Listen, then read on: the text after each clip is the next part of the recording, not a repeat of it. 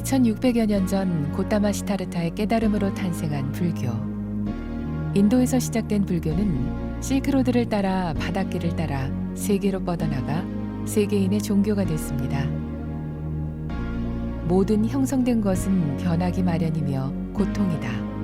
그리고 나라고 여길 만한 것은 없다는 혁명에 가까운 사상은 세계인의 마음을 흔들었고, 부처님이 말씀하신 괴로움에서 벗어나는 방법은 전 세계 많은 이들이 선택한 삶의 방식이 됐습니다. 진리를 깨친 성인, 붓다의 가르침이 만든 거룩한 파도, 깨달음의 땅 인도에서 청교도의 나라 미국까지 국경, 인종, 종교를 넘어 불교가 꽃피워온 사상과 문화를 지금 만나봅니다.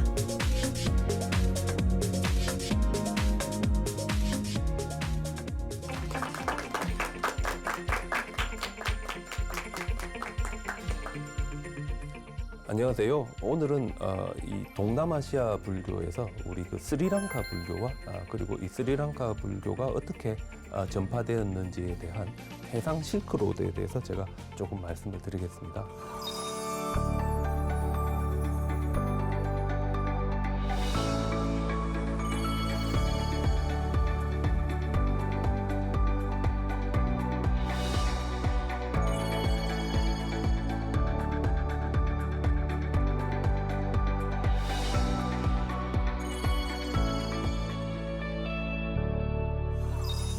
이 남방불교 아니면 저희들이 일반적으로 테라와다 불교라고 하는데, 이 불교는 스리랑카와 동남아시아의 태국, 미얀마, 캄보디아, 라오스, 말레이시아 등지에 아주 많이 퍼져 있고, 저희들이 일반적으로 동남아시아 불교, 남방불교라고 이렇게 이야기를 하는데, 아직까지 한국에서는 그렇게 이 많은 사람들이 이 남방불교에 대해서 이야기를 하고 있지는 않습니다. 하지만 남방불교는 부처님이 이 세상에 나오시고 아주 오랜 동안 지속적으로 이렇게 중단 없이 자기들이 이렇게 연결된 전통이라는 것에 대한 아주 많은 자부심을 가지고 있고, 특히 이 불교는 저희들이 볼 때 인도에서 동남아시아로 직접 가는 것이 아니라 인도에서 스리랑카를 거쳐가지고 이제 동남아시아로 가게 되는 아주 복잡한 과정을 거쳐가는 불교이기 때문에 저희들이 이 흐름을 이렇게 따라가다 보면 지금 현재 남방에 많은 이 불자들이 어떤 식으로 불교를 받아들이고, 보통 우리 중국 불교라든지 한국 불교는 인도 북쪽에서 이 그 실크로드를 따라서 육상 실크로드로 불교가 이렇게 이 고비 사막을 넘어가지고 이제 중국으로 들어온 게 특징이라고 한다면, 이 남방 불교는 그런 육상 실크로드가 아니라 해상 실크로드로 배를 타고 이렇게 이 스리랑카로 동남아시아로 갔다는 것에 특징이 있습니다. 그래서 이 불교가 그럼 어떻게 성립되었는가, 제가 거기에서 조금 말씀을 드리겠는데, 우선 우리가 이 남방 불교에 대해서 이해를 하려면 어떻게 이 남방 불교가 처음 인도에서 스리랑카까지 가게 됐는지, 여기에 대해서 여러분들이 이제 조금 아셔야 되는데, 여기서 이제 가장 중요한 역할을 하신 분을 저희들이 아쇼카라고 그럽니다. 아쇼카는 한 기원전 한 250년경에 인도 북서쪽에 있었던 마우리아 왕조의 세 번째 왕이었는데, 폭력을 사용하는 것을 그만두고 어떤 이 저희들 보통 다르마라고 하는데 올바름을 통해 가지고 이웃 나라에 자신의 이제 영향력을 확대했는데, 이 아쇼카의 다르마는 뭐 여러 가지가 있을 수 있겠지만 자이나교의 비폭력이라든지 아니면 불교의 불살생, 그리고 불교의 오계, 그리고 인도에서 일반적으로 가지고 있는 관념들인데 religious tolerance, 그러니까 모든 종교에 대해서 관용적이고 나이가 많은 분들을 공경한다는 이제 이런 입장을 가지고 있었는데, 이분은 그럼에도 불구하고 개인적으로는 불자였습니다. 그래서 지금 현재 우리 인도에 남아있는 불교 유적지 중에 아쇼카에 대해서 가장 잘 남아있는 곳이 인도 중부 보팔에서 조금 위로 올라가면 산치인데, 지금 보여드리는 게 산치 대탑입니다. 이 산치 대탑에 가시면 이 토라나의 한 기둥에 아쇼카 왕이 이렇게 있습니다. 그래서 보시면 좀 둥둥하고 후덕하게 생긴 이분이 아쇼카고, 아쇼카는 이 인도에 있는 이 초기 불교의 대부분의 유적지가 거의 다 이 아쇼카 왕에 의해서 시작되었다고 우리가 이야기할 정도로 아주 그 든든한 불자입니다. 근데 우리 이분이 불자인 걸 어떻게 알 수 있는가 하면, 우리 그 토라나, 그러니까 이 그 탑으로 들어가는 일주문 기둥 위에 보면 아주 이 뭐 불교라든지 자기 개인에 대한 중요한 이야기를 이렇게 부주로 생겼는데 우리 토라나 3단으로 돼 있는 마지막 밑에 보시면 아쇼카 왕이 직접 말을 타고 보드가야까지 와가. 지금 현재는 우리 보드가야 가면 보드가야에 마하보디 대탑이 있지만 아쇼카 왕 때는 2층짜리 건물이 있었다 그럽니다. 그래서 지금 보면 2층짜리 건물이 있고 아쇼카 왕이 마차를 타고 와서 코끼리를 타고 보드가야에 있는 부처님께서 깨달으신 보리수 나무까지 갔다가 지금 내려와가지고 지금 보리수 나무 앞에서 이렇게 안잘리 무절하에서 합장하는 모습을 보여주고 있는데 이걸 보면 우리 확실하게 이 아쇼카가 이 불자라는 걸 알 수 있습니다.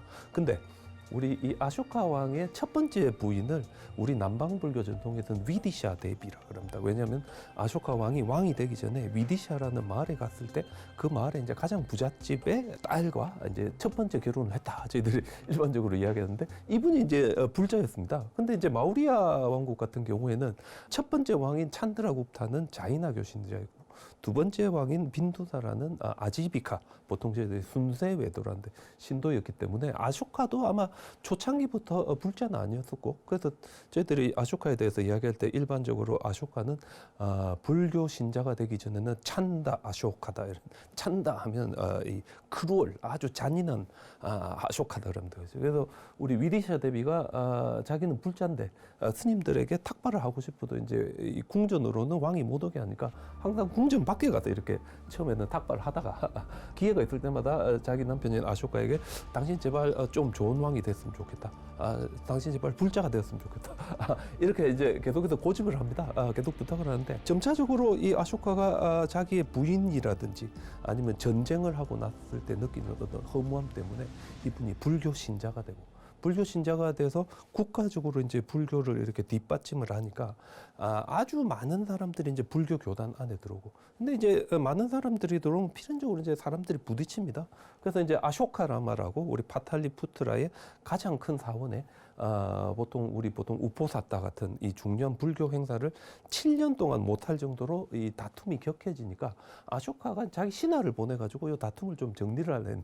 그래서 이분이 말리다가 화가 나가지고 막 스님들을 죽이기 시작한 겁니다. 여기 보시면 막 죽이다가 갑자기 자기 정신을 차리고 아쇼카한테 내가 스님들 싸움을 말리려다가 스님들을 죽였다. 이러니까 아쇼카는 자기는 불자가 된 다음에 정말 불교를 진흥하고 불교를 보호하는 왕, 그러니까 저희들 보통 단마라자가 되고 싶었는데 결과는 불교를 탄압하는 왕이 되어버렸습니다. 그죠? 그래서 이제 신하들에게 이야기하니까 당시 인도에서 가장 뛰어난 스님을 모시고 이 스님을 통해서 이 사태를 해결하자. 그래서 아쇼카 왕이 자기 스승을 모셔옵니다. 이 스승 이름이 목갈리푸타 띠샤라는 이제 스님인데, 목갈리는 목갈라나에서 나가지고 보통 저희들이 목건년이라 해서 부처님의 제자 중에 신통력이 가장 뛰어난 스님이고, 제일 뒤에 있는 띠샤는 우빠띠샤인데, 우빠띠샤는 불교에서 이야기할 때 지혜가 가장 뛰어난 사리불의 어릴 적 이름입니다. 뿌따는 후예니까 지혜와 신통력을 골고루 다 갖춘 스님이라 됩니다. 그죠? 그래서 이 스님이 와서 아쇼카에게 일주일 동안 불교를 가르치고, 전설에 의하면 아쇼카가 일주일 만에 불교의 가장 전문가가 돼가지고 다툼이 있는 이 절에 가니까 스님들이 한 12만 명 정도 있었다 그럽니다.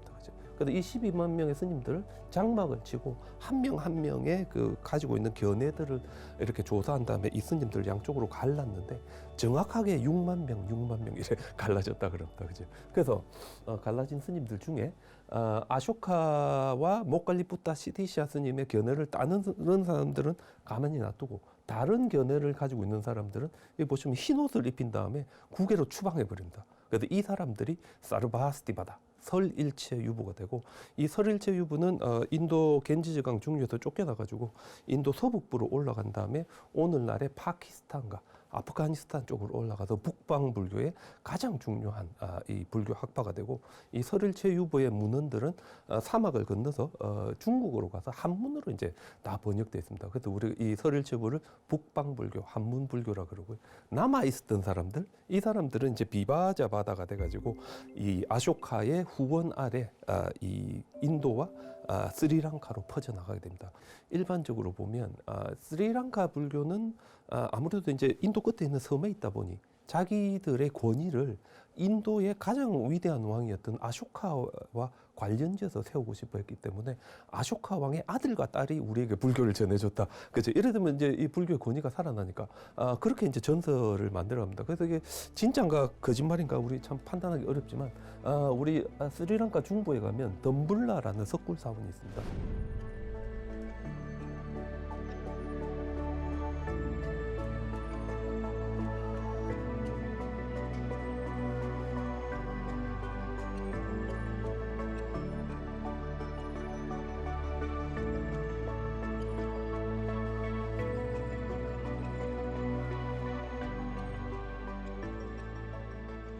이 석굴 사원의 한쪽 구석에 불교가 어떻게 이 스리랑카까지 왔는가 하는 이야기인데 저 두 번째 보시면요, 이 그 당시 스리랑카의 왕은 데와남피아 티시아인데 사냥을 되게 좋아했습니다.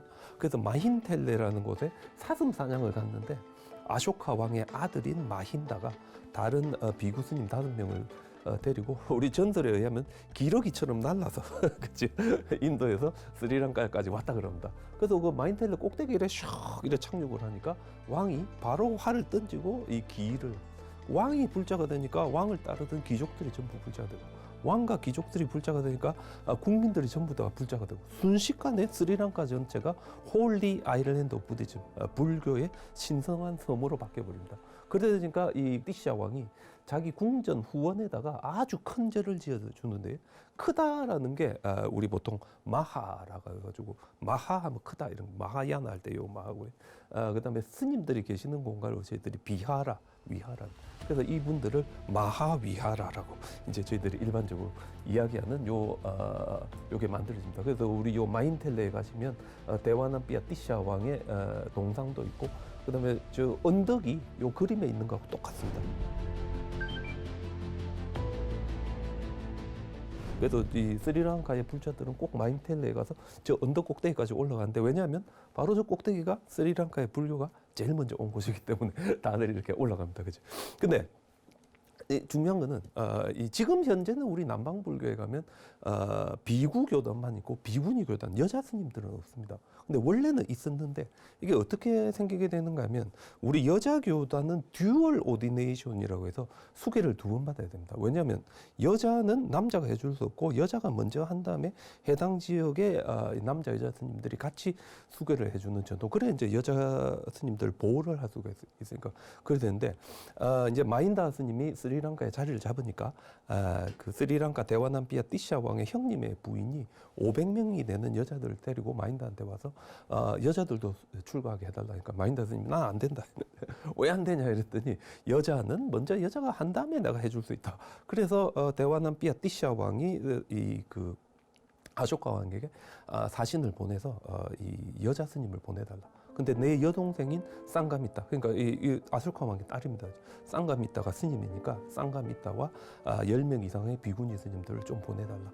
그리고 올 때 보드가야에 있는 보리수 나무에 가지를 꺾어서 이렇게 꼭 보내달랍니다. 왜냐하면 이 스리랑카는 부처님이 있었던 곳과 거리가 머니까 뭔가 스리랑카에도 부처님과 직접 연결되는 물건이 있어야 불교가 이제 로컬라이제이션, 지역화할 수 있기 때문에 따라서 이제 스리랑카의 어떤 요구에 따라서 아쇼카 왕이 자기 딸과 10명 이상의 비구니 스님과 요 부처님의 깨달음을 얻었던 그 보드가야에 있는 보리수 나무 가지를 꺾어가지고 같이 보내주는데 요거는 이 벽화로 어디에 남아 있는가 하면 방콕에 가시면 궁전 바로 옆에 와포라는 사원이 있습니다. 요 사원에 가면 동남아시아에서 가장 큰 와불상이 있는데 요 와불상 다리 위에 있습니다. 요 다리 위에 꼭대기에 있는데요. 꼭대기 여기 보시면 먼저 이 아쇼카 왕이 자기가 직접 물속에까지 들어가서 배에다가 비구니 스님들과 이 그 보리수 나무 가지를 꺾은 거를 이렇게 화분에 심어서 이렇게 배에 실어주고 그리고 요 위에 보시면 쌍가미타의 뛰어난 능력으로 2주 걸립니다. 2주. 보통 우리 이 북인도에서 스리랑카는 걸어가면 한 2년 걸린다. 700요잖아. 그지? 근데 그 당시 이 몬순 계절풍이 있어가지고 제가 이따 말씀드릴 때인데 2주 만에 이분들이 스리랑카까지 도착합니다. 근데 아쇼카 왕이 보리수 나무는 부처님과 똑같기 때문에 내가 물에까지 직접 들어가서 배에다 실었기 때문에 대화남 삐아띠시아 왕도 똑같이 해라 이렇게 부탁을 하고요.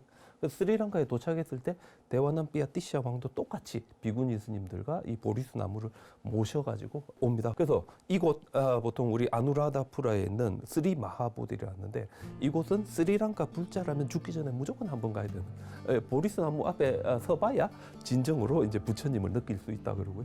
여기 보시면 이 나무를 심을 때 대화남 삐아띠시아 왕이 직접 자기 머리 위에 이 보리수 나무를 얹어가지고 이 나무를 심습니다. 그 나무를 심어서 나무에 뿌리가 내리는 게 불교가 스리랑카에 정착했다. 뭐 이런 뜻이 됩니다. 지금 현재 가면 이렇게 이 보리수 나무가 있고요. 이 나무의 가지를 다시 꺾어가지고 스리랑카 전체로 다 퍼집니다. 그죠? 그다음에 이 전체로 퍼진 나무의 가지를 꺾어가지고 동남아시아 전체로 다 뻗치기 때문에 전 세계에서 가장 그 족보가 확실한 나무가 이 보리수 나무가 되겠습니다. 그죠?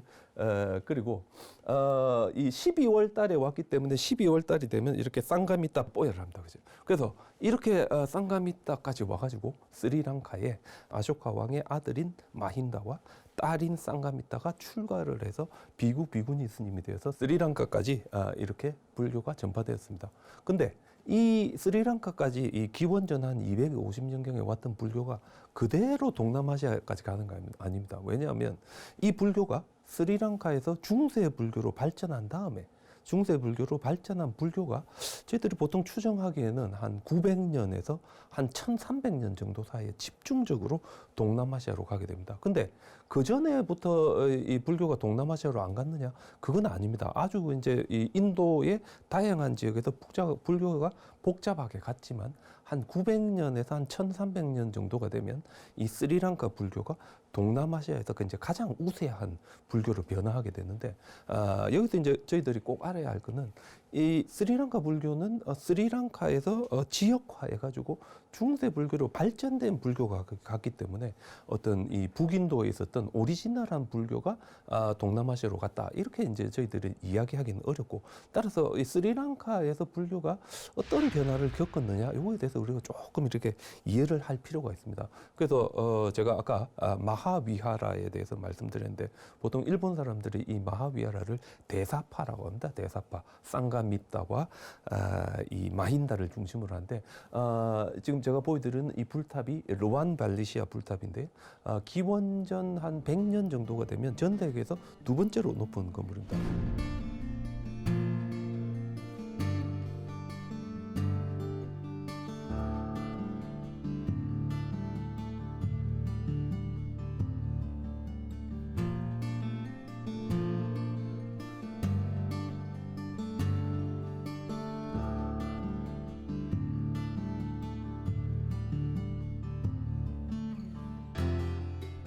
이 불탑이 있는 이 지역이 아까 제가 보여드렸던 보리수 나무와 함께 마하위하라, 그러니까 스리랑카 대사파의 근거지가 되고 이 대사파는 마힌다 스님이 이 그 스리랑카로 올 때 부처님의 말씀을 빨리어라는 언어로 된 불교 경전을 이제 머릿속에 넣어옵니다. 이거 써가온 게 아니고 그죠? 머릿속에 넣어가고 이거를 여러 명의 스님들이 합송을 하면서 유지하고 보존을 했습니다. 예를 들어서 저희들이 반야심경을 이래 외우면요. 저도 이제 혼자 하면 잘 못하는데 한 10명 같이 하면 제가 모르는 부분은 10명 중에 몇 명은 알기 때문에 제가 끝까지 정확하게 몰라도 우리 정확하게 할 수 있습니다. 그죠? 그래서 스리랑카에서 기원전 한 250년부터 기원 전후까지 이 불교 경전이 구전으로 아주 정확하게 이제 전승이 되는데 부처님의 말씀이 티피타카 보통 3장이라고 그럽니다. 경율론, 숫다, 위나야, 아비담마라는 이름으로 이제 보존이 됐는데 중요한 거는 이 스리랑카가 이제 인도의 제일 끝에 있다 보니 타밀족이 이제 끊임없이 쳐들어옵니다. 그래서 그 전란이 일어나게 되면 스님들도 차출되고 뭐 이러다 보니까 스님들 숫자가 줄어들고 스님들 숫자가 줄어들면 이게 구전으로 경전을 외워야 되는데 스님들 숫자가 모자라면 잊어버릴 수 있습니다. 그죠? 그래서 스리랑카의 왕이 불교 교단에 부탁을 합니다. 우리 혹시 잘못해가지고 부처님 말씀을 우리가 제대로 보존할 수 없을지 모르니까 이거를 문자로 남기자. 그래서 스리랑카 중부에 있는 알루비아라라는 사원에서 보시면 스님들이 합송을 할 때 한 분이 앉아서 적고 있습니다. 그죠? 그래서 이걸 우리가 경전의 문자화라 그러는데 이게 보통 추정하기로는 기원전 한 60년에서 기원 전후에 아마 이렇게 경전의 문자화가 일어났다. 저희들이 이렇게 이야기합니다. 근데 스리랑카 불교가 하나로 이렇게 계속 있었으면 좋겠는데 있지는 못했습니다. 왜냐하면 스리랑카에서 지역화하고 스님들 숫자가 늘어나다 보니 또 이제 스님들 사이에 다툼도 생기고 뭐 다른 주장도 생기고 그리고 이제 스리랑카는 인도하고 인접하다 보니 인도에서는 불교가 계속해서 발전합니다. 뭐 대승불교라든지 밀교라든지 다양한 교리가 생겼지만 마하위야라는 제가 아까 말씀드렸지만 부처님의 말씀을 있는 그대로 보존하는 삐삐따가래요. 그래서 아주 그 있는 그대로만 있고 싶어 하는데 그러다 보니 어떤 사람들의 요구는 다르고 따라서 새로운 불교 학파가 생겼는데 이거 저희들이 아와야기리 위하라 이 400년경에 스리랑카에 가셨던 법현 스님이 무외산파라고 이제 번역을 하셨습니다. 그래서 여기 가면 아주 큰 불탑도 있고 그제 제법 큰 이 불교 교단이 이 지역에 만들어집니다. 그리고 주변에 보면 이렇게 사원 구역들이 있는데 저 조사해 보면 거의 한 15,000명 정도가 아마 있었던 것 같고요. 아까 제가 보여드렸던 마하위야라는 거의 한 2만 명 정도가 있었습니다. 그죠? 근데 이것만 있었던 게 아니라 또 하나 더 생기는데 제타와나라고. 요거는 이제 기원은 한 400년 정도 되면 생깁니다. 제일 작았지만 그래도 이 제타와나 주변에 스님들이 한 12,000명 정도 있었습니다. 그래서 우리 생각해보면 스리랑카라는 작은 섬의 수도인 아누라다푸라에 기원후 한 400년에서 500년 사이에 마하위야라에 2만 명, 우리 아와야기리에 15,000명, 제타와나에 12,000명 하면 거의 한 5만 명 가까운 남자들이 놀고 먹고 있었습니다. 그죠? 그래서 이 스님들을 그렇게 다 먹여 살려야 되니까 국가의 재정이 거의 다 이 절로 다 가게 됩니다. 그래서 이제 독특한 이 스리랑카의 이 불교 교단과 왕가의 사이에 관계가 만들어지는데 어떤 관계인가 하면 이 스리랑카 사람들이 전부 다 불교니까 스리랑카 국민들은 자신들의 왕이 불자이길 원했습니다. 그죠? 따라서 스리랑카의 왕이 불자이기 위해서는 왕이 끊임없이 내가 불자임을 보여줘야 되고 왕이 불자임을 보여주는 것은 불교 교단에 보시하는 겁니다. 그죠? 그래서 이제 제가자들의 역할을 저희들이 남방에서는 짜뚜 빠짜야 다야카라는데 무슨 뜻인가 하면 불교 교단이 유지될 수 있는 4가지 조건을 부여하는 겁니다. 첫 번째는 거처, 두 번째는 의복, 세 번째는 음식, 네 번째는 약품. 그래서 왕이 보시를 많이 하면 많이 할수록 어찌 되겠습니까? 불교 교단이 든든해지고 불교 교단이 든든해지니까 스님들이 이 땅에 아주 그 리지트머시한 지도자는 우리 왕이시다. 통치의 정당성을 부여하니까 이게 통치 기반이 공고해집니다. 그죠? 그래서 왕의 인기는 올라가겠지만 반대로 뭐가 줄어들겠습니까? 세수가 줄어든다. 땅이랑 노동력을 전부 다 절에 다 줘버리니까 게다가 한 5만 명 정도의 스님들이 놀고 있잖아요. 그래서 스리랑카의 불교는 이렇게 발전하지만 국가는 좀 이렇게 쪼그라들 수밖에 없는 그리고 서로 이 왕가의 이 후원을 더 많이 받기 위해서 경쟁을 하게 됩니다. 경쟁을. 그러다 보니 제가 아까 말씀드렸던 가장 이 보수적인 마하위하라도 야 경전만 외화가 안 되겠다. 우리 마하위하라의 수행 체계와 교리 체계를 정비해야 되겠다. 따라서 이분들이 한 400년에서 500년 사이에 북인도에서 유명한 학생을 모셔오는데 지금 여기 서가 있는 분입니다. 저희들이 보통 부다고샤라고 하는 분인데 이분이 와가지고 남방 마하위하라의 수행 체계와 교학 체계를 정비를 합니다. 그래서 이렇게 부다고샤가 이 마하위하라의 수행 체계와 교학 체계를 정비한 책, 저희들이 위수디마카 청정도론이라고 하고요. 아직까지도 남방에 있는 스님들은 모든 이 그 교학적인 문제나 이런 걸 다룰 때는 이 위수디마카를 체크합니다. 그죠? 그리고 이제 티피타카 자체는 있었지만 이 티피타카 자체는 이제 아주 메타포라든지 내용이 아주 클리어하지 않기 때문에 이 내용을 클리어하게 정리를 해야 되겠다. 보통 이거를 이제 우리 인도에서 주석서라고 합니다. 해설서라고 해가지고 가장 기본이 되는 그 문헌을 설명하는 건데 부다고샤 스님이 와서 보니까 그 설명하는 문헌들이 빨리어가 아니라 싱할라어로 이제 되어 있는 겁니다. 그죠?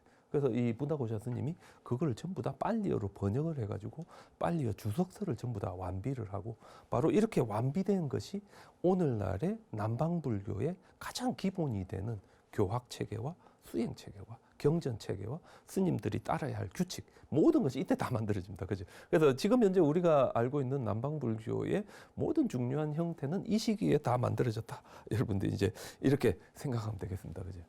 근데 이 스리랑카와 인도는 끊임없이 대립했고 불교 교단이 발전하면 발전할수록 스리랑카는 이제 약해질 수밖에 없는 그런 운명인데 보시면 아누라다푸라 고대 스리랑카 수도는 요 스리랑카 중간 위쪽에 있습니다. 그죠? 인도 쪽으로 붙어 있고 그리고 이 강 바로 건너가면 저기가 지금 현재 저희들이 타밀나두라 그러고요.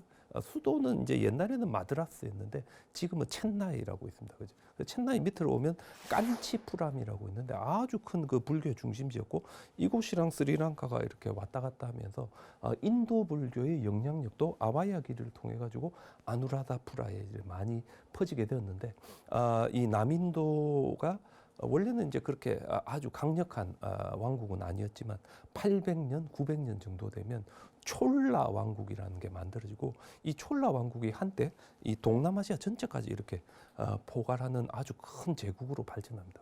그래서 900년대 후반이 되면 바로 저 촐라 왕국이 스리랑카로 쳐들어가서 스리랑카가 사실상 식민지가 됩니다. 70년 정도 이 촐라 왕국의 식민지가 되는데 중요한 거는 촐라 왕국은 이 힌두교를 믿었고 힌두교 중에서도 저희들 보통 힌두교 하면 창조신인 브라마, 유지신인 비슈누, 파괴신인 시와 신인데 남인도 촐라인들은 시와 힌두교를 믿었습니다. 그죠? 그러다 보니 이 그 스리랑카에 있는 도시 지역, 특히 아누라다푸라에 있었던 불교 교단에 엄청난 이 그 뭡니까 이 파괴가 일어나고 스님들이 흩어지고 그리고 바로 이 와중에 제가 아까 말씀드렸던 비구니 교단이 사라지게 됩니다. 비구니 교단. 그때 이제 70년간의 이 식민지 통치를 거친 다음에 스리랑카가 국력을 회복했을 때 중세 스리랑카의 수도는 아까 여기서 조금 더 내려온 폴론나루아가 되고요. 폴론나루. 여기 가면 다시 이제 그 국가를 재건하면서 제가 지금 요 보여드리는 코드로리움 같은 이 불탑과 불상과 그제 스님들이 있었던 공간과 불탑 이게 다시 만들어집니다. 그죠? 이게 보통 저희들 보면 한 1100년, 한 1200년 정도에 이제 일어나는 일이 됐는데 이렇게 스리랑카가 다시 국력을 회복하고 나니까 어떻게 됐겠습니까? 이 우리나라도 독립을 하고 나면 불교에서 있었던 게 이제 외색 불교를 청산한다, 일본 불교를 청산한다, 뭐 이런 게 있었는데 이 폴론나루아를 중심으로 스리랑카의 황금 시대를 열었던 왕을 저희들이 빠라크라마 바후라고요. 이건 보통 한 1000년 중반부터 한 1100년 정도 그 정도에 이제 스리랑카에 있으면서 이 스리랑카의 국력을 다 회복하고 벵골만 전체를 거의 이렇게 호령했다고 할 정도로 이 스리랑카를 다시 이래 반석에 내놓으신 왕이라 보통 우리 한국 사람들이 광개토 대왕 이야기할 때 스리랑카에 가시면 빠라크라마 바후 이야기를 합니다. 그죠? 근데 스리랑카 왕들은 국력이 안정되고 나라가 좋아지면 뭐를 합니까? 불교 교단을 자기가 직접 이제 개혁하고 싶어 합니다. 근데 이 빠라크라마 바후가 가만히 보니까 도시에 있었던 이 경쟁을 했던 세 가지 불교 교단 마하위하라, 아와야기리, 제타와나 모두 다 약해질 대로 이제 약해져가 있었습니다. 그죠? 근데 이 마하위하라는 이 가장 먼저 스리랑카에 와가지고 자리를 잡았는데 이게 도시에 있다 보니 스님들이 제대로 수행도 못하고 제대로 경전도 못하고 제대로 명상도 못한다 해가지고 몇몇 스님들이 마하위하라에서 떨어져 나와서 아까 제가 말씀드렸던 덤불라 지역으로 가서 자신들의 새로운 조그만한 마하위하라에 속하는 이 종파를 만드는데 이 종파를 저희들이 아란야 와신 보통 포레스트 몽크라고 한다. 숲속 불교 전통.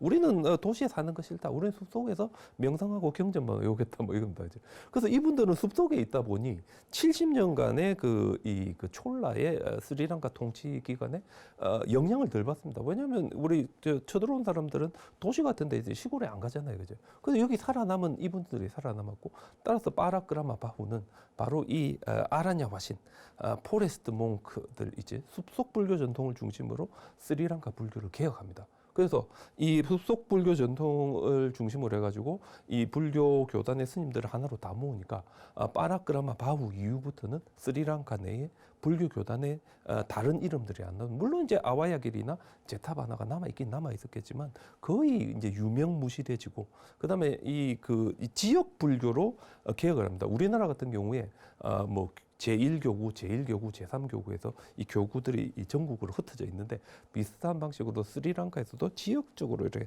나눠서 불교 교단을 이렇게 자리 잡도록 만듭니다. 그죠? 그래서 어떤 이런 이 노력 속에서 불교 교단을 갈라놓았던 세 개의 이 독립된 종파들이 없어지고 이렇게 없어진 상태의 불교가 본격적으로 동남아시아로 갔기 때문에 저희들이 이제 동남아시아에 가면 당신 혹시 제타와나비아라세요? 당신 혹시 아와야비리비아라?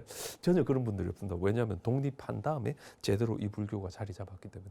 그래서 저희들은 항상 이 빠라크라마 바후 이후로 동남아시아에 본격적으로 남방 불교가 이제 자리 잡았다고 이렇게 이야기하는데, 우리 스리랑카에 가시면요, 이 우리 가알 위아라라 해가지고 1100년, 1200년경에 만들어진 가장 그 우리 마스터피스 같은 이 그 불탑과 불상들이 남아 있습니다. 이 그 돌하고 부처님 얼굴이 아주 이쁘게 잘 이렇게 조화되어 있고, 우리 열반상인데, 열반상. 그 열반상 바로 옆에 보면 처음엔 저희들이 이제 서 있는 부처님인 줄 알았는데, 요즘은 많은 그 스리랑카의 학자들이 마지막 돌아가시는 부처님을 보면서 슬픔에 잠긴 아난다다 뭐 이런 이야기 많이 할 정도로 아주 아름다운 이런 불상들이 중세 스리랑카에 만들어집니다. 근데 이게 아주 짧은 스리랑카 불교의 한건기입니다. 왜냐하면 이때가 이제 한 1300년 정도 되는데, 유럽의 식민지 파워가 스리랑카에 몰려온 게 1500년입니다. 그죠? 그래도 1600년이 되면 남부 해안 지역 전체가 다 이제 식민지 파워에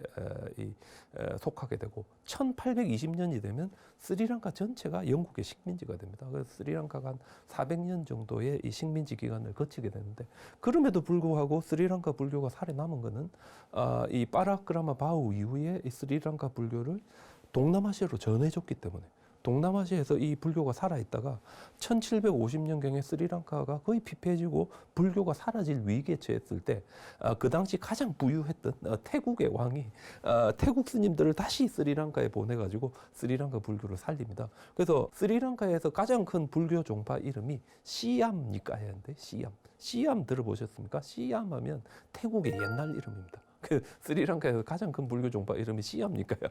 태국에서 온 종파가 가장 큰 불교 종파다 할 정도로, 저희들이 보면 이 어떤 동남아시아가 스리랑카와 동남아시아의 이런 상호 보완 관계 속에서 이때까지 살아남았다. 그걸 저희들이 볼 수 있을 것 같습니다.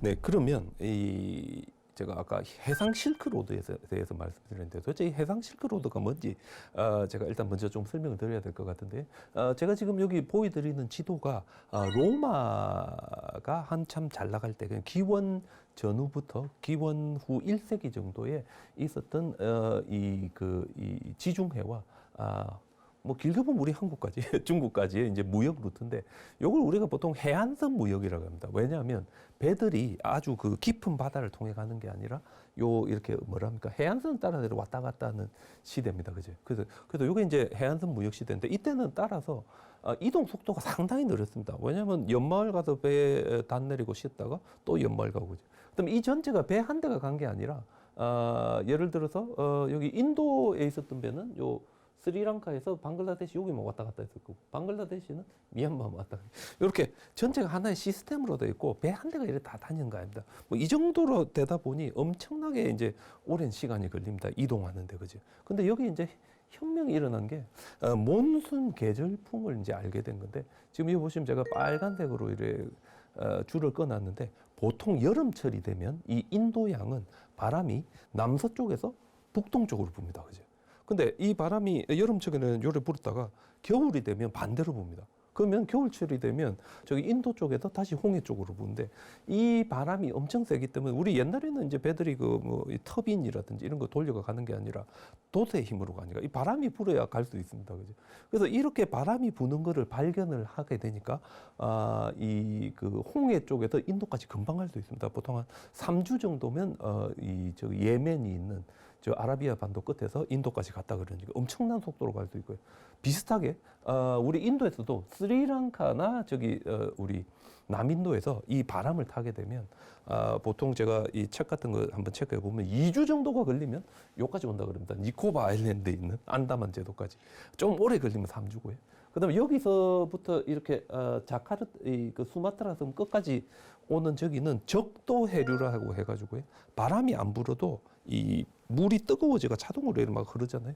그냥 적도 해류가 흐르기 때문에 가만히 배에 앉아 있으면 3달 정도 있으면 요 끝에 있는 순다 해역까지 이렇게 올 수 있습니다. 그죠? 그래서 우리 이런 걸 보통 무역풍이라 그럽니다. 그래서 바람의 방향을 따라서 요 한 지역에 있던 사람들이 다른 지역까지 가고, 그 지역에 가서 조금 머무르면 바람의 방향이 바뀌면 다시 돌아오는 건데, 그래서 요즘 우리 뭐 중국에서 1대1로라고 해가지고 왜 동남아시아나 뭐 우리 쪽에 이 그 무역 실크로드를 복원하는데, 이게 왜 잘 안 되는가 하면 우리 옛날의 실크로드는 이렇게 바람을 타고 왔다 갔다 했기 때문에 사람들이 다른 지역에 가면 그 지역에 머무르게 되고, 그 지역에 머무르는 동안 서로 문화가 이렇게 융합이 됐는데, 지금 중국이 하는 건 그냥 배가 섰다가 지나가고 뭐 이래 물자만 왔다 갔다 하니까 이게 제대로 안 되는 겁니다. 그죠? 보통 저희들이 쇼 플랭크 보트라고 하는데, 그 당시에 이제 항구가 없다 보니 배를 모래사장에 됩니다. 그죠? 근데 그 못을 박으면 쫙 갈라져가 물이 들어오겠죠. 그래서 못을 안 박고 구멍을 낸 다음에 줄을 묶습니다. 그죠? 줄을. 그래서 모래사장에 서게 되면 이렇게 줄이 늘어나가 틈이 벌어지면 줄을 쪼아가지고 다시 탄탄하게 만든 다음에 출발하는데, 그래서 우리 가장 큰 그런 배는 자바섬에 있는 욕자카르타에 가면 있습니다. 여기 가면 부조로 남아있는데, 보시면 거의 이 배 크기 보면 거의 한 100명 가까이 들어갈 수 있는 거대한 도시 3개가 있는 이 거대한 배인데, 이런 배들이 벵골만을 왔다 갔다 했고, 바로 이런 배들을 통해 가지고 인도의 불교와 힌두교와 산스크리트 문화가 동남아시아로 가게 됩니다. 왜냐하면 처음에는 혼자 갔는데 가만히 혼자 가보니까 재미가 없잖아요. 그죠? 그럼 브라만 사제도 따라가고 불교 스님들도 따라가고, 스님들이 왔다 갔다 같이 하다 보니 인도에 있었던 이 종교와 불교가 자연스럽게 이제 동남아시아까지 가는. 그래서 저 밑에 보시면 배가 도착했을 때 도착하신 분들이 자기들이 가지고 있는 상품만을 나누는 게 아니라 서로가 문화를 나누면서 공감하는, 바로 이 속에서 이제 발전한 게 저희들이 보통 해상 실크로드다 이렇게 이야기할 수 있습니다. 근데 불교는 그럼 과연 어떠했는가? 상당히 흥미로운 게, 불교의 보통 저희들이 본생담이라고 해가지고 부처님의 전생 이야기를 보면 해상 무역 이야기 제법 많이 나옵니다. 지금 제가 요 보여드리는 요거는, 여기 보시면 지금 배가 깔아앉아가지고 막 사람들이 막 이렇게 바닷속에 막 빠지고 있는데, 요 벽화를 저희들이 마하자나카 자타카라고 하는데, 부처님이 전생에 나라가 망한 국가의 왕자로 태어났는데, 그래서 이제 어머니와 이웃 나라로 피신을 합니다. 근데 이제 본인이 국가를 다시 세워야 되는데, 국가를 세우려면 돈이 있어가지고 이렇게 군대를 빌드업 해야 돼. 돈을 벌려면 어떻게 해야 되느냐? 배를 타고 장사를 해야 된다 해가지고 부처님이 배를 타고 이제 장사하러 나가는. 근데 이 배가 이제 깔아앉습니다. 그죠? 중간에 이 사고가 깔아앉는데, 이 복잡한 이야기인데. 근데 이런 이야기가 자타카에 들어있다는 거는 불교와 불교의 상인들이 적극적으로 해상 무역에 임했다는 뜻이 됩니다. 그죠? 그래서 지금 여기 보여드리는 이 지도에 보시면 요 인도 끝쪽에 있는 땀마립띠가 보통 우리 겐지강 하구에 있는 항구고요. 밑으로 쫙 내려오시는데 진하게 표시된 것들이 이 인도의 동부 지역의 주요한 항구들인데, 불교 세틀먼트가 있는 곳입니다. 무슨 말인가 하면 불자들이 이 상업에 중심에 있었고 불자들이 배를 타고 적극적으로 해상 무역에 임했던 지역이 이런 쫙 스리랑카까지 이제 연결이 됩니다. 그죠? 그래서 저희들이 보기에는 바로 인도 동부 지역의 적극적인 이 불교를 중심으로 한 상인들의 활약과 함께 불교가 이 그 인도의 동부 해안 지역과 스리랑카에서 동남아시아로 이제 배를 타고 넘어가는 이제 그런 게 있었던 것 같습니다. 그죠? 그래서 이 초창기에는 아까 제가 말씀드렸지만 해안선 무역 시대니까 여러분 보시면 말레이 반도가 이래 깁니다. 그죠?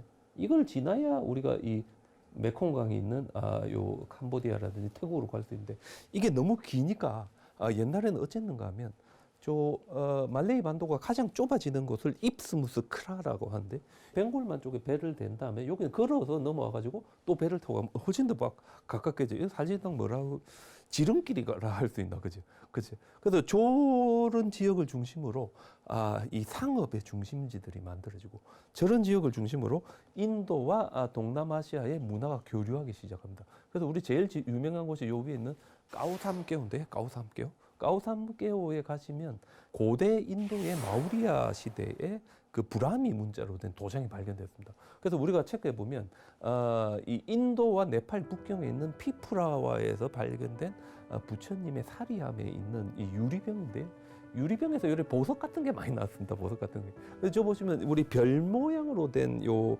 목걸이의 일부였던 것 같은데 중앙에 구멍을 뚫은 이거는 저희들이 조사를 해보면 까오삼깨오에서 아마 나온 거 아닌가. 그 정도로 고대에 이미 인도에서 이 해상 무역을 통한 이 물자들의 흐름이 활발했다는 걸 알 수 있습니다. 그 여기서 우리 한 가지 더 재밌는 거는 바로 이 까오삼깨오의 어떤 이런 유리 이 구슬, 유리 목걸이들이 어디에서 또 발견되겠습니까? 이 베트남 남부 지역을 거쳐가지고 우리나라까지 와가지고 백제 문흥왕릉이라든지 김해 대성동 고분이라든지 합천에 있는 가야 시대 고분들에 발견됩니다. 그지? 사실상 우리가 보면 이 해상 무역로가 그 당시 이까지 연결되었었던 걸 알 수 있고 요거를 통해 보면 뭐 저희들은 전설과 같이 생각하지만 허황옥이 한국에까지 왔다는 것도 그래 무조건 전설만은 아니지 않은가? 왜냐면 이 무역품이 왔다는 거는 충분히 사람들도 이제 올 수 있는 거지. 뭐 그만큼 이렇게 올 정도의 동기가 있었느냐 없었느냐 거기에 대해서 이제 여러 가지 말이 있을 수 있습니다. 그지? 충분히 가능한 무역로가 있었다 이래 말씀드릴 수 있겠습니다. 근데 그래가지고 점차적으로 이 인도와 스리랑카의 이 불교 문화가 동남아시아로 가는데 이걸 우리가 인디아나이제이션이에요. 인디아나이제이션. 동남아시아의 인디아나이제이션. 그건 뭡니까? 인도의 언어와 인도의 문화와 인도의 종교를 동남아시아에서 받아들인다 이래 되는데 이렇게 그 입스무스 크라를 통해 가지고 불교의 문화가 초창기에 이 타이만을 넘어서 보통 저희들 메콩강 하류 지역과 태국 중부 지역으로 전해지는데 여기 있었던 고대 왕국을 저희들이 푸난이라고 합니다. 그래서 최초로 인도화된 국가가 만들어지고 왕의 이름이 루드라 바르만. 바르만 하면 보통 프로텍트 이런 뜻인데 보통 인도에서는 여러분 우리 사승계급 카스트라고 들어보셨는지 모르겠는데 여기 보면은 브라만, 크샤트리아, 바이샤, 수드라가 있을 때 크샤트리아가 이제 귀족이나 무인 계층인데 따라서 이 사람들은 이 진리의 보호자, 브라만의 보호자 이래 되니까 이 자기들의 타이틀로 바르만 이걸 많이 씁니다. 그죠? 그래서 우리 그 앙코르왓을 만든 분 수르야 와르만 태양의 보호자 뭐 이래 되는데 루드라 와르만 이런 이름으로 된 왕의 타이틀들이 제가 방금 말씀드린 푸난 이 메콩강으로부터 태국 쪽에 이렇게 나타나기 시작합니다. 그래서 이제 초창기에 그러면 이렇게 힌두교만 왔느냐? 그건 아닙니다. 그죠? 불교도 왔습니다. 그죠? 그래서 이 정글을 우리 어디서 찾을 수 있는가 하면 태국의 차오프라이아 강이 있는 남쪽 지역, 그러니까 지금 치면 방콕에서부터 방콕 서쪽에 이제 나코파톰이라든지 방콕에서 조금 올라가서 롯불이라든지 이쪽 지역이 옛날에 이제 해안에 접해 있었고 이쪽 지역에 있었던 고대 국가를 저희들이 드와라와띠라고 그러는데 드와라와띠. 드와라 하면 문이란 뜻이고 와띠는 거주지란 뜻이라 성을 만들고 성문을 이렇게 뚫은 다음에 안에 사람들이 집중해가 살았다. 그래서 이걸 우리 드와라와띠를 합니다. 그죠? 그래서 이 드와라와띠에 가면 법륜이 나타나는데 이건 우리 인도 불교의 흔적입니다. 제가 지금 보여드린 거는 아까 제가 산치 대탑 보여드렸는데 산치에 있는 3번 스투파인데 스투파 앞에 여기 지금 보시면 이 토라나 스투파로 가는 일주문이 있습니다. 그죠? 근데 일주문 중간에 보시면 저기 보시면 법륜이 있고 법륜 앞에 신자들이 합장을 해가지고 이 법륜에 기합니다. 근데 아마 아시겠지만 이 기원 전후에 인도 북서쪽에서 어떤 이 헬레니즘의 영향으로 그리고 그 당시에 그쪽 지역의 서아시아의 문화와 함께 불상이 만들어지기 전에 인도에 있는 불교 신자들은 부처님을 인간의 모습으로 표현 안 했습니다. 그죠? 그리고 이 그 인도에서는 부처님 자체보다는 부처님의 가르침이 훨씬 더 중요했습니다. 부처님께서 나 자신에게 의지하지 말고 나의 가르침이 너희들이 따라가야 할 길이다라고 말씀하셨기 때문에 그죠. 그래서 부처님의 가르침은 일반적으로 인도에서 저기 보이는 법륜, 바퀴로 상징됩니다. 왜냐하면 이 바퀴가 보통 저희들이 짜끄라라고 하는데 인도에서 짜끄라 우리 뭐 빠바따나 할 때 빠바타 이래 되면 바퀴를 굴리다 이런 뜻인데 바퀴를 굴리다가 시작됐다 이런 뜻입니다. 그래서 단마짝과 빠바따나 숫다 하면 바퀴를 굴리는 경전인데 중국어 번역에 보면 초전법륜에서 처음이라는 이야기를 씁니다. 왜냐하면 바퀴를 굴리는 게 처음이니까. 그래서 저 바퀴 자체가 부처님의 가르침을 의미하는데 우리 태국에 가면 이 그 차오프라야 강 남쪽의 드와라와띠 문화 지역에서 지금 제가 보여드리는 이런 법륜들이 발견됩니다. 이런 법륜이 있다는 것은 인도 불교가 이 힌두교와 함께 이 지역에 왔다는 걸 의미하고 그 다음에 이 지역에 있었던 불교도 지금 현재 저희들이 보는 남방 불교하고는 다릅니다. 왜냐하면 아마 다양한 불교가 왔어요. 대승불교가 왔을 수도 있고 밀교가 왔을 수도 있고 지금 현재 우리는 모르는 동남아시아 초기 대승불교가 바로 이 드와라와띠 지역에 있었을 수도 있습니다.